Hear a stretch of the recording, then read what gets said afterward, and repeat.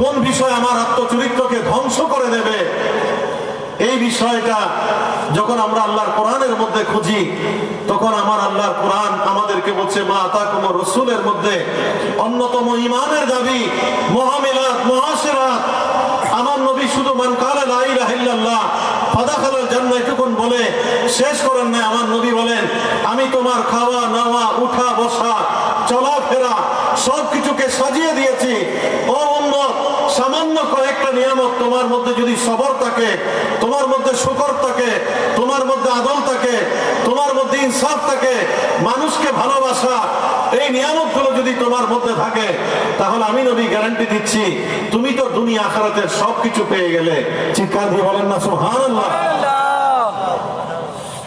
আর নবী আমাদের মুআমিলাত মুআশিরাতের মধ্যে যে বিষয়গুলোকে মুহলিকাতের অন্তর্ভুক্ত করেছেন, আমরা কথায় কথায় মিথ্যা বলি, সেই মিথ্যা উম্মুল ফাওয়াহিশ ওয়াল কাবায়ের, মিথ্যা আমাদেরকে জাহান্নামের দিকে নিয়ে যায়। আর আমরা যখন সত্য বলি তখন গৌসে পাকের মতো চরিত্র আমাদের মতো চলে আসে। কথা বলেন ঠিক কিনা?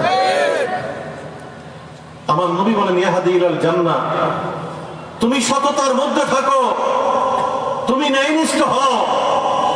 তুমি যখন ব্যবসা বাণিজ্য করবে, এই নারায়ণ হাটে অসংখ্য ব্যবসায়ী ভাইয়েরা আমাদের সাথে আছে। কথা বলেন ঠিক কিনা?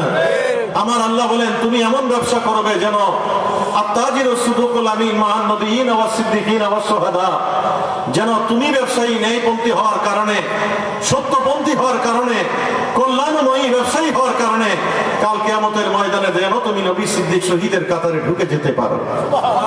আমরা ঢুকতে চাই কি চাই না? আল্লাহ আমাদেরকে ঢোকার তৌফিক নসিব করুন।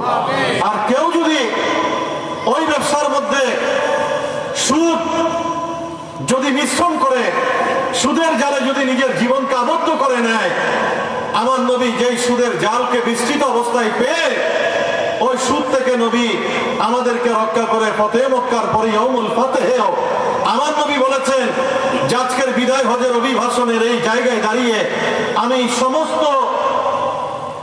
আমি সুদগুলো রহিত করলাম এবং আমার পরিবারে যতগুলো সুদ আছে আমি পায়ের তলে পিষ্ট করে আমি সুদ মুক্ত সমাজ মক্কা মদিনা আরাবিয়ান পেনিনসুলা গোটা সৃষ্টিকে ঘোষণা করলাম।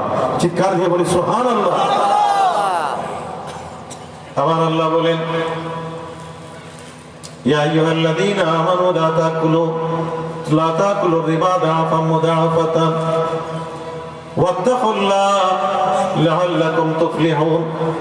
ওগো ঈমানদাররা, যদি তোমার অন্তরে আমি আল্লাহর প্রেম থাকে, আমার নবীর প্রেম তোমার অন্তরে থাকে, আমি আল্লাহর তাওহীদ, আমার নবীর রিসালাতের নিয়ামত যদি তোমার জীবনে থাকে, আমার নবীর ওসওয়ায়ে হাসানা যদি তোমার জীবনে থাকে, তাহলে তুমি চক্রবৃদ্ধি হারে তুমি সুদ খাবে না। তুমি যদি মুত্তাকি হও, কামিয়াবি অর্জন করতে চাও, সফলতা অর্জন করতে চাও, তোমার দুনিয়া আখিরাত যদি আল্লাহর ভালোবাসায়, নবীর ভালোবাসায় যদি তুমি সাজাতে চাও, তাহলে চক্রবৃদ্ধি হারে সুদ খাওয়া থেকে তুমি নিজেকে পরহেজ করো। আমার নবী বলেন যে কোনো ব্যবসা, যে কোনো লেনদেনের অতিরিক্ত জিয়াদা যেটা সেটা সুদের অন্তর্ভুক্ত। নবী বলেন লাআনাল্লাহ, রব্বুল আলামিন লানত দিয়েছেন রিবার উপরে, সুদের উপরে। যে ব্যক্তি শুধু সুদ খায় তা নাকলির রিবা ওয়া মাকিলাহু, যে সুদ দেয় আর সুদ খায়, যে ব্যক্তি ওয়া কাতিবাহু, যে সুদের জিনিসপত্র লিখে, আবার ওয়াসাহিদাইহি, সুদের ওই কারবারের মধ্যে যে দুটো সাক্ষ্য হয়, ওই সাক্ষী ওয়াকালাহুম সাওয়া, সবাই একই গুনার অন্তর্ভুক্ত হয়ে যায়। রব্বুল আলামিন কোরআনের বাণী শুনিয়েছেন আল্লাযীনা ইয়াকুলুনার রিবা ইয়াতাখাব্বাতুহুশ শাইতানু মিনাল মাস,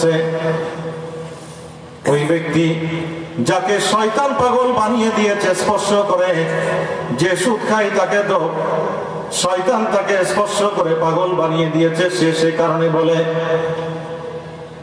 যালিকা নাহুম ক্বালু, তারা বলে ইন্নামাল বাইউ মিসলুর রিবা, সুদ হচ্ছে ব্যবসার মতো।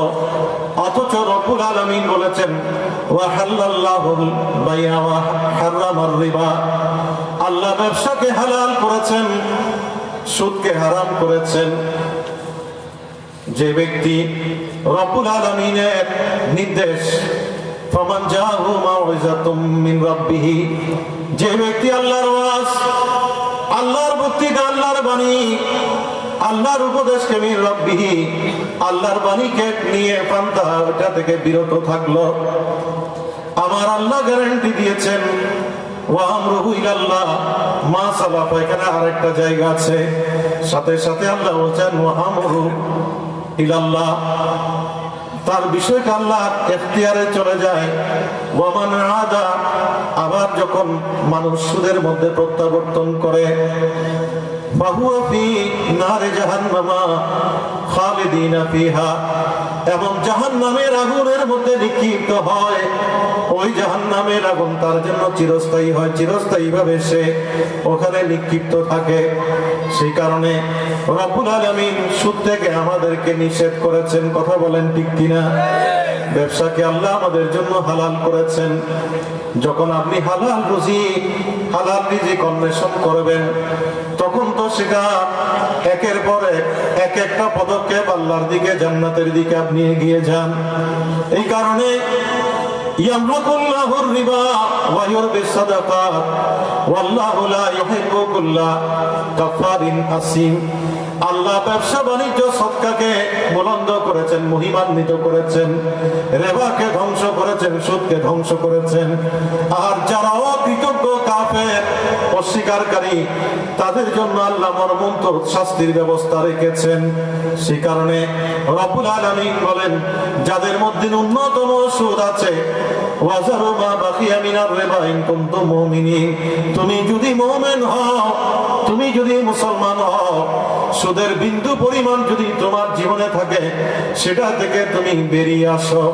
আর যদি এর অবস্থা করো, তাহলে তুমি নিজেও জুলুমের মধ্যে নিপতিত হলে, আর নিজেও জালেম হিসেবে আরেকজনকে জুলুমের মধ্যে তুমি নিক্ষিপ্ত করলে।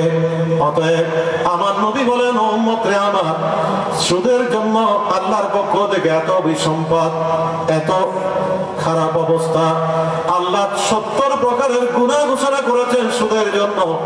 সর্বশেষ গুনাহ হচ্ছে আইয়ানতিহার রাজুলু উম্মাহু, নিজের মাকে বিয়ে করা যেরকম কবিরা গুনাহ, ওই রকম গুনাহ হচ্ছে 70 প্রকারের গুনার মধ্যে সর্বনিকৃষ্ট গুনাহ।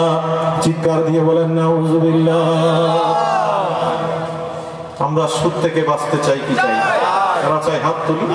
আল্লাহ আমাদেরকে সুদ মুক্ত ব্যবসা করার তৌফিক নসিব করুন। যে কোনো ধরনের হাত চানি আসুক, যে কোনো ধরনের লোভ লালসা, চক্রবৃদ্ধি হারে টাকা পাওয়া, চিত্তাকর্ষক অফার আপনার কাছে আসুক, আপনি আল্লাহকে ভয় করবেন, কাউকে দেখানোর দরকার নেই। আমার আল্লাহ বলেন, ইনতাকু বিসকালা হাববাতিন মিন খারদালিন ফাতাকুন ফি সাহরাতিন আও ফিস সামাওয়াত আও ফিল আরদ ইয়াতি বিহাল্লাহ।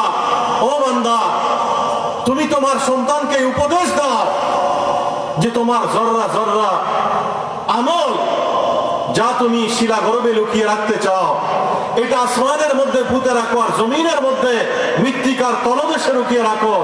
সেটা লুকানো থাকে না, ইয়াতি বিহাল্লাহ, সেটা আল্লাহর কাছে সুস্পষ্ট হয়ে যায়। অতএব আল্লাহকে ভয় করে খৌফ ইলাহি অন্তরের মধ্যে নিয়ে আমরা যেন সুদ মুক্ত জীবন যাপন করতে পারি। আল্লাহ আমাদেরকে সেই তৌফিক নসিব করুন।